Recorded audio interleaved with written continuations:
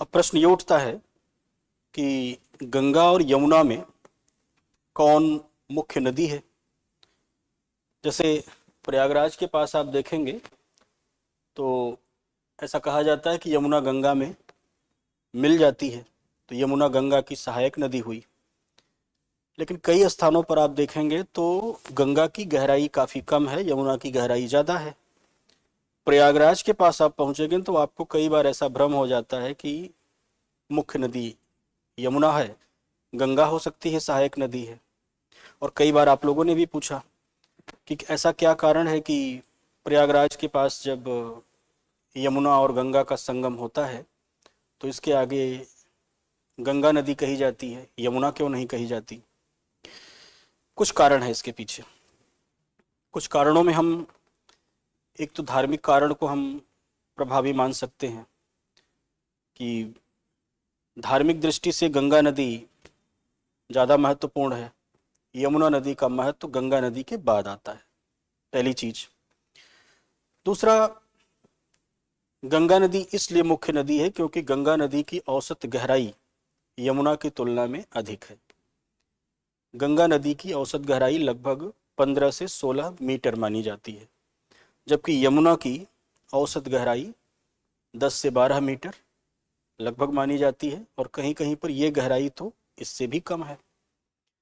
तो जाहिर है कि जब गंगा की औसत गहराई अधिक है तो इसका मतलब गंगा का आधार तल यमुना नदी की तुलना में नीचे है, जिस वजह से निम्न आधार तल वाली नदी गंगा हुई और उच्च आधार तल वाली नदी यमुना हुई।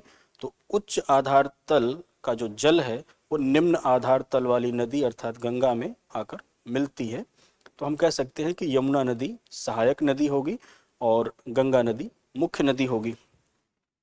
अब प्रश्न यह है कि ऐसा क्यों हमको महसूस हुआ, क्यों हमको ऐसा लगता है कि गंगा नदी मुख्य नदी नहीं है और यमुना सहायक यमुना मुख्य नदी है। तो आपको बताना होगा कि जो गंगा नदी का जो क्षेत्र है, इस पूरे भूभाग को आप देखेंगे और इसकी सहायक नदियों को आप देखेंगे तो गंगा की जितनी भी सहायक नदियां हैं वो सभी नदियां हिमालय से निकलती हैं। हिमालय से निकलने के कारण गंगा की सहायक नदियां बड़ी मात्रा में बालू, मिट्टी, बजरी, रेत के कण लेकर आती हैं, अवसाद लेकर आती हैं और उसको गंगा नदी में जगह जगह निक्षेपित करती हैं। तो हिमालय से जो नदियां निकलेंगी वो अपने साथ अवसाद अधिक मात्रा में लेकर आएंगी, क्योंकि हिमालय टैथिस भूसन्नति की चट्टानी संरचना से निकला हुआ पर्वतीय भूखंड है। तो हिमालय से निकलने वाली नदियों में अवसाद अधिक होते हैं। गंगा की सहायक नदियां ज़्यादातर हिमालय से निकलने वाली नदियां हैं, इसलिए हिमालय से निकलने वाली नदियां में अधिक मात्रा में अवसाद का निक्षेप करती हैं। इसलिए गंगा में अधिक निक्षेप होने की वजह से वास्तव में गहराई तो अधिक है लेकिन अवसादन अधिक हो गया है। इस वजह से गंगा नदी कहीं कहीं पर उथली हो गई है और हमको ये भ्रम हो जाता है कि गंगा नदी मुख्य नदी नहीं है बल्कि यमुना मुख्य नदी है। प्रश्न ये उठता है कि यमुना की गहराई क्यों अधिक है और यमुना में अवसादन की क्या स्थिति है।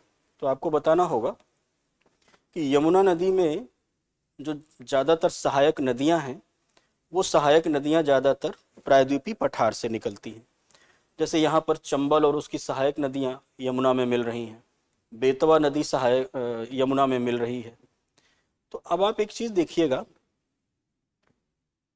अगर कोई नदी हिमालय से निकलेगी तो उसमें अवसाद की मात्रा अधिक होगी, लेकिन अगर कोई नदी प्रायद्वीपीय पठारी भूखंड से निकल रही है तो प्रायद्वीप का जो पठार है वो तो ग्रेनाइट और नीस चट्टानों का बना है ना, उसका अपरदन कम होगा, नदियों में अवसाद की मात्रा कम होगी।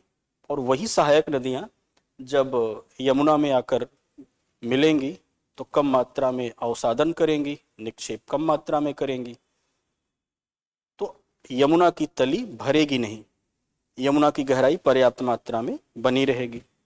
एक और तर्क इसमें दिया जा सकता है और वो तर्क है, भवन निर्माण सामग्री के रूप में यमुना की रेत का महत्व ज्यादा है, गंगा की रेत का महत्व कम है। क्यों ऐसा है? तो आपको बताना होगा कि गंगा की रेत में एक तो कण बहुत बारीक होते हैं दूसरा, गंगा की रेत में मिट्टी के अंश भी पाए जाते हैं, जबकि यमुना की रेत में मृदा के अंश बेहद कम होंगे।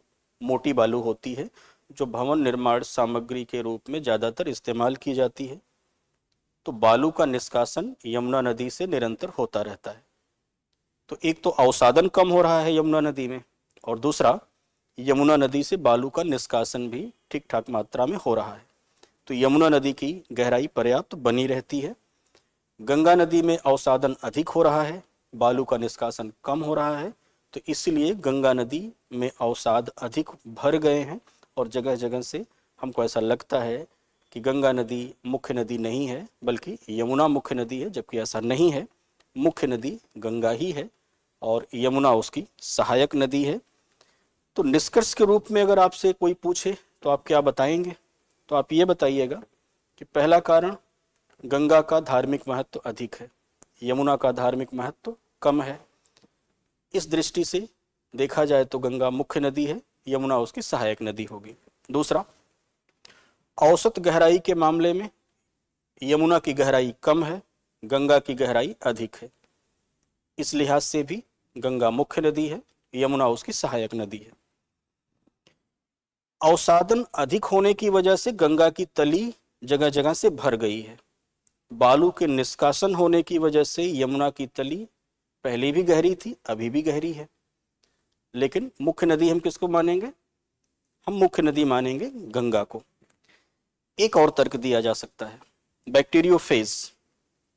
बैक्टीरियोफेज की उच्च सांद्रता गंगा नदी में पाई जाती है, बैक्टीरियोफेज की उच्च सांद्रता यमुना नदी में नहीं पाई जाती।